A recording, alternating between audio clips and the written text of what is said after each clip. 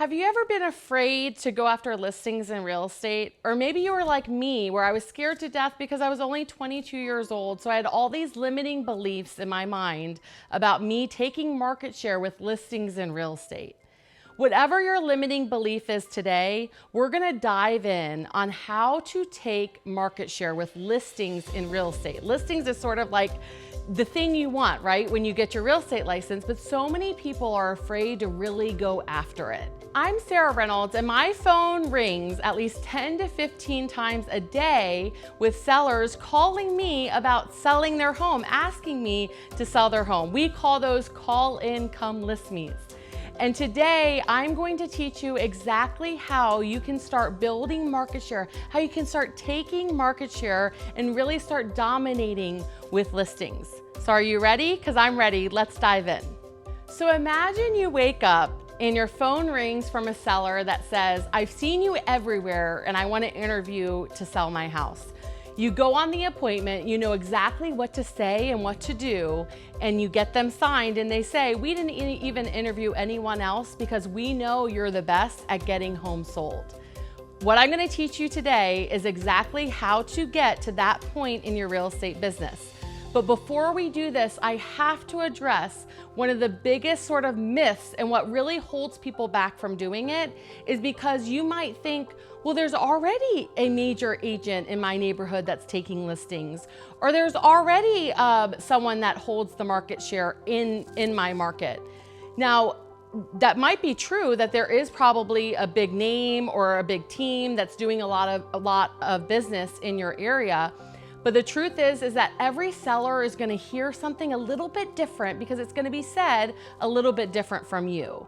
And so I'm going to teach you some success principles on how to take market share, even if there is another agent that's already dominating that market. So let's go. Okay, number one, you want to really be focused, okay? So the biggest mistake that I see people make when it comes to taking market share and taking listings is that they think they need to be all things to all people. And the truth is that you don't. You want to start small. I started really small. I started in a small little area. There wasn't a dominating agent there, and it only had 3,000 homes. Now that area, of course, has grown now to over 10,000 homes, but when I first started, it was a small area. And so I didn't want to be all things to all people. I just wanted to really dominate that one area. So go pick an area, and you want to make sure that there's consistent turnover. So when you're picking an area, so first and foremost, don't make the mistake of being all things to all people. The second thing with picking an area is you have to pick an area that people are actually moving, okay? Now there are certain sort of pockets of every market that just don't turn over a lot. And so if people aren't actually moving, it's really hard to take listings if no one's moving. So make sure that there's turnover. So my recommendation is to pick an area that has about 5 to 10% turnover year over year. And then number three, when you're picking an area, is you wanna make sure, ideally, you do want to pick an area where there's not a dominant agent. Now, I wouldn't let that hold you back from following my other steps. But what I would suggest that if you could pick any area, go ahead and start with an area that maybe there isn't a dominating agent. So what you're going to look at is, okay, in the previous year, how many of the agents sold multiple homes in that same zip code, for example. And if they've sold more than 2 to 3 homes, then they're sort of starting to dominate. But if a different agent has sold all the different houses, that is a perfect area to choose, okay? So that's number one. Don't be all things to all people. Be focused on one area. Number two is once you focus on the area, you want to join, or sometimes you have to start a community group. Okay, so most areas now have a Facebook community group that you can join, or be vocal on Nextdoor, for example, some type of social media platform where a lot of the homeowners are. And you want to think of yourself as almost like the news reporter for that area. So yes, you're going to post some things about real estate, but you don't want to inundate them with real estate. What you want to do is you want to start posting things that you see happening. When you get an email from the HOA that really only about 5% of people read, okay, but they will read what's posted in the community groups, okay, post about it. Say, hey guys, did you see that the trash pickup day changed? Or hey, look at this brand new stop sign that got put up at this intersection. Be careful when you're driving through. So be very vocal, because what you want to do is you want to show that you care about the community and that you are there to share the information. And then 1 out of 3 to 4 posts, you want it to be about real estate. So you want to share a recent sale, maybe do a live video of what's going on in the market, to where people can start seeing, okay, that name is tied to real estate. Okay, number 3, I learned this the hard way. So listen, when I first got into real estate, I would only talk about helping buyers. Now, of course, I was helping a lot of buyers, but then all of the people that I knew were only referring me buyers. And I didn't understand why, but then I started looking at what I was saying. And I realized, oh my goodness, I'm talking all about buyers. Well, of course, people think that I specialize in buyers because that's what I'm talking about. So if you want to dominate and take listings, guess what you should be talking about?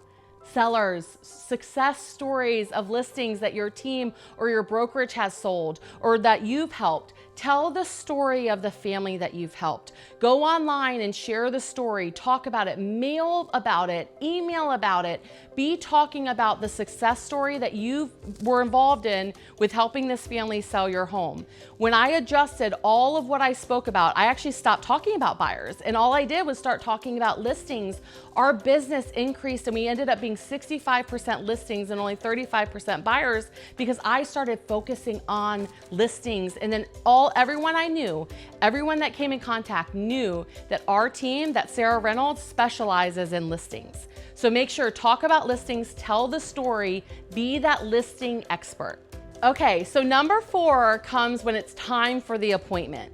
Now, when I first got into the business, I was scared to death to go on the listing appointment, because I told you in the beginning, I was young. I was scared to ask someone to pay me, right? Because that's what you do on a listing appointment. But what was really key for me is preparation and knowing what to say, right? So preparation is so key with listing domination, because you don't want to go in and just wing it. Like with buyers, for example, a lot of buyers will choose an agent that they like, whereas sellers choose an agent that they know is an expert. Okay, so you have to be prepared. You need to know the market. You need to look at the recent sales. And then for me, I prepared a presentation to where I could sort of outline the important things to go over with the seller. So take the time ahead of time to get prepared. Watch the market. So I set myself up on an auto email of every house that came on the market in that area. So if I was at the grocery store and a neighbor said, hey, did you see that home that just came on? I knew about it, because every morning I studied the market. It's so important. If you want to dominate listings, you need to act like you're that dominating agent, which that dominating agent knows the market. So every morning be studying the market. Go into the presentation prepared that you know the market, that you are the best, and then have sort of a presentation guide to make sure that you know what to say and when to say it.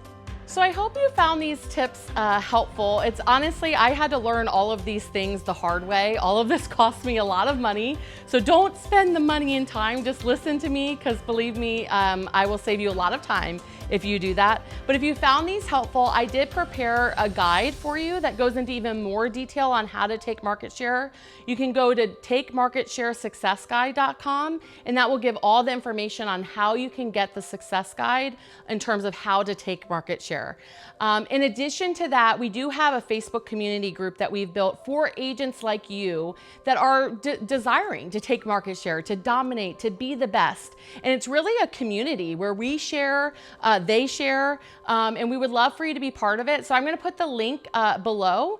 So go ahead and join our community group, and I hope to get to know you. So follow me on Facebook or Instagram. Send me a message if you're struggling in terms of taking market share. I would love to talk about it. I'm super passionate, and I believe in you. I believe that you can take major market share. Just implement the things that I just went over, and I'm telling you, you will dominate.